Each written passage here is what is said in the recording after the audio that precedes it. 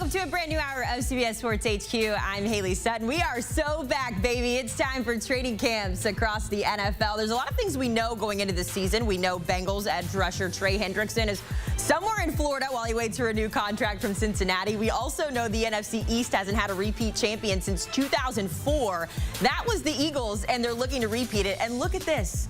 We've got almost all of our teams getting ready for training camp. Action for the Chiefs, Cowboys, Falcons, Steelers, Chargers, and Lions already underway. So here's our teams that are getting training camp started later today. 26 total teams. Of course, Falcons and Steelers will get it going tomorrow. Our Aditi Kinkhabwala has her bags packed. Her notebook is open. She's ready to bring us the latest storylines ahead of the season. You can catch her catching up with the Jets, the Giants, the Ravens, the Eagles, and the Browns. There's her map there on the east coast of the country there. So let's bring her in. Her training camp tour actually starts with us right here on CBS Sports HQ as Aditi Kinkhabwala joins us here on the program. Aditi, I hope you've got lots of sleep getting ready for that schedule. Let's start our conversation, though, with the Jets. You've got a new head coach in Aaron Glenn, a new quarterback in Justin Fields. Kind of feels like a little bit of an unfinished business or a chip on your shoulder. What are you watching for when it comes to the Jets camp? Well, certainly the energy associated with Aaron Glenn. Everything I have been hearing from people who were in that building previously is that the energy is completely different. The vibe is completely different. I do know that Aaron Glenn spent the spring focusing on just getting faster. He wanted his players to play freer. He wanted them to play looser. I am eager to see what sort of conditioning we see out of those guys, what we see on the field, what vibe there is from that new coaching staff for sure. And then, yes, you mentioned it, my old buddy Justin Fields, who was in Pittsburgh a year ago, who I got to cover through 2 games early in the season, and then had that very odd end to his tenure with the Steelers. The Steelers, of course, wanted him back, didn't want to guarantee money after the second year. He said, you know what, I'll just go hit reset with the Jets. The Jets are certainly really excited about what they have in him, and we'll see. Justin Fields made some pretty significant strides last year with the Steelers. There, of course, was a lot of sentiment in the Steelers building, both from players and the offensive coaching staff, that the Steelers go back to Justin Fields late in the season when Russell Wilson and the offense were sputtering. It didn't happen, but just as you said, Haley, is that chip on his shoulder? Does he have a little bit more confidence? And is he motivated to show the Steelers they made a bit of a mistake in not giving him more money in year 2? And how about this? We don't have to wait very long to see that, because the Jets and the Steelers open the season against one another in week 1. So you get Aaron Rodgers facing his former team, Justin Fields playing his former team on CBS September 7th. So we're excited about that. I'm a little jealous, Aditi, that your tour takes you to New York, because as a Jameis Winston fan, I am jealous that you get to see him and talk to him up close and personal. He, of course, is just one name in a 3-way battle, if you will, for the starting quarterback job there. You also have Russell Wilson and the rookie in Jackson Dart. I mean, what excites you about the competition that's going to be going on in that room right now? That's why you're wearing Giants blue right now, isn't it, Haley? Was there a subtle message in there? Cowboys blue, maybe. You want to come join me up there? Well, you're right. This is, other than maybe the Browns, or maybe even more than the Browns, this is the most fascinating quarterback room in the National Football League right now. Brian Daboll has been pretty adamant that Russell Wilson, who we just mentioned, who was sharing a quarterback room with Justin Fields a year ago, is indeed the starter. He is the person that is expected to take first-team reps here as we go. But could Jameis Winston potentially compete? Could he push Russell Wilson at all? I can tell you that I had conversation with high-level members of the Giants organization way back around the draft and around Winston signing, and there was a hope that, hey, maybe Winston can indeed compete. And then, of course, Jackson Dart, that's a first-round pick right there. Let's not forget that the Giants traded back into that first round to take Dart. We certainly don't expect the rookie to come out of training camp as the starter. And if you look at the Giants' schedule, it opens with a murderer's row of opponents. But it is something to pay attention to should Russell Wilson or Jameis Winston falter.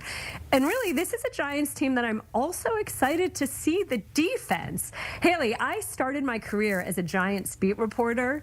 And when I was a Giants beat reporter, that defensive front was Osi Umenyiora, Justin Tuck, Matthias Kiwanuka, and Jason Pierre-Paul. You look at these 4 pass rushers that they have right now, it feels like I'm young again.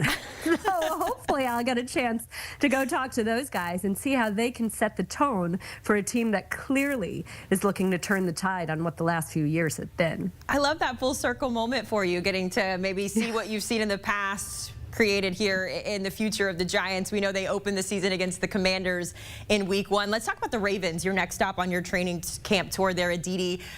Kind of some unfinished business. Speaking of unfinished business, right? Lamar Jackson, after that loss to the Bills in the divisional round, was very frustrated. And he said, quote, "I'm tired of being right there. We need to punch that ticket." So then what do? They go out in the offseason, they add some pieces, but there's still this message of we have to get over the hump. How do they do that, and what are you watching for when you go out to training camp? And that's exactly it, Haley, right? That's it. Can you do anything about that right now? Is there anything that you change in training camp when up until now, getting to that point hasn't really been the issue? So I'm certainly looking to see if there are any tweaks, if there's any head coach in the National Football League who continuously evolves. It is indeed John Harbaugh. But they did get new pieces, especially on defense. And I'm especially excited about seeing the personality of Marlon Humphrey with the personality of Jair Alexander. I'll tell you, I got to spend a little bit of time with Joe Flacco a couple weeks ago. We'll have all of that for our viewers here on HQ and across all our platforms in a week or so. But Joe was talking about when he was a rookie with the Ravens, and Ray Lewis, Terrell Suggs, Ed Reed, all of those personalities on the defense, and how that pushed the offense. You wonder if, again, that could be a winning formula right here. Also, Haley, I want to see Mark Andrews up close. I thought that was one of the most unfair pieces of heat that a player could take in the offseason. He is one of the classiest gentlemen in the National Football League. He certainly answered every question right since that unbelievably disappointing game against the Bills.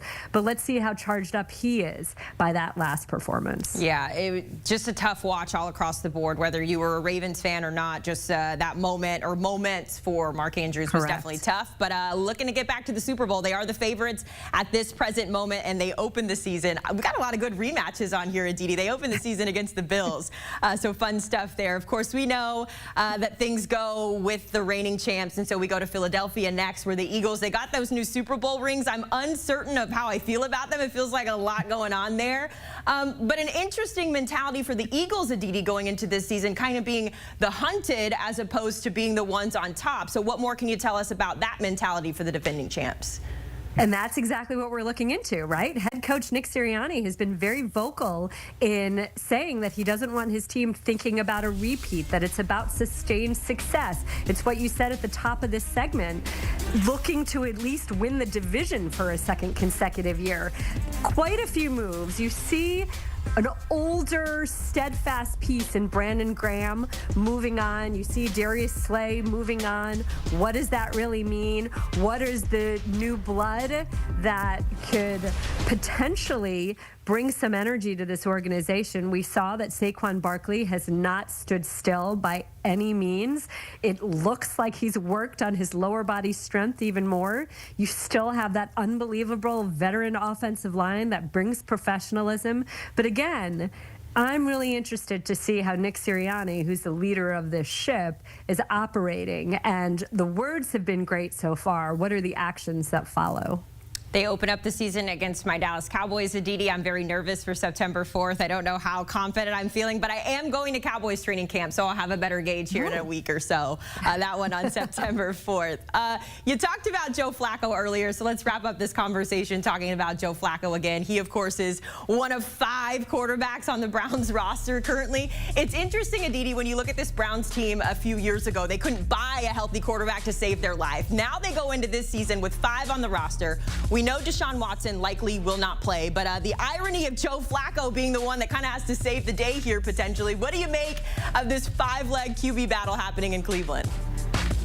I'm ecstatic. I am so excited to see it play out, especially because we didn't really get a chance at a good look in the spring. In the spring, it was obvious that head coach Kevin Stefanski really wanted to see what he had in these two rookies, in Dylan Gabriel and in Shedeur Sanders, and he wanted to see what he had in Kenny Pickett. Kenny Pickett started 24 games for the Steelers for 2 years in the single most dysfunctional offense in the National Football League. He had an overmatched offensive coordinator. He had the most predictable offense. He had a terrible offensive line, no run game, and recalcitrant wide receivers. Despite that, he did win 14 games. But then, of course, he was unceremoniously dumped for Russell Wilson, not given the opportunity to compete with him. So he went to Philadelphia. And he's very carefully said that going to Philadelphia was a great chance to hit reset. It's what we had heard Sam Darnold say about his year in San Francisco after some dysfunction with the Jets. It's what we've heard Baker Mayfield say about his time in Los Angeles with Sean McVay after dysfunction with the Panthers, that getting to be with an organization that top down operated in a professional manner, operated offense in a professional manner, gave him an opportunity to learn. So, okay, what does Kenny Pickett do with that opportunity now? Is this a chance for him to seize this starting spot? At the same time, we saw the magic that Joe Flacco brought to the Browns before. We saw in the opportunities that the Colts gave him a year ago. I witnessed 2 of those wins myself, against the Steelers and against the Titans. Joe Flacco still has it. And at the age of 40, he's not leaving his 5 kids unless he thinks he has it, unless he believes he can actually compete for this starting job and that he can indeed win games. So whereas it wasn't a true competition in the spring, I would expect now to see a real competition. I would expect that competition to be between Kenny Pickett and Joe Flacco. The 2 rookies still need a lot of seasoning. It'll be interesting to see if Flacco's experience counts for a lot. The Browns also start with a murderer's row to open this schedule. You think about the mental piece here. Is it straight up what happens on the field during this next month? Is there a piece of Joe Flacco's experience makes him better equipped to potentially handle some really tough games? Is it a piece of, well, you could always switch from Joe Flacco to Kenny Pickett if things aren't working, but you don't want to switch from Kenny Pickett to Joe Flacco? All of that is up for grabs. I don't know, Haley, that we're going to solve any of that 1 week into training camp, but we will get some hints. We will get some clues. And hey, Myles Garrett is no longer the highest paid pass rusher. So I'm eager to see how he responds to that. You got a lot of stuff to pay attention to out in Cleveland, Aditi. So good to see you, my friend. Have a great time. I will throw in there, by the way, our Jonathan Jones did mention last week when we were talking about the Browns that one of the veterans could be on the move if the other gets the starting spot. So keep your eye on Joe Flacco, Kenny Pickett, potentially players that could be moving on to other teams post-training camp. That is neither here nor there, though. The countdown to Sundays is officially on here on CBS Sports HQ.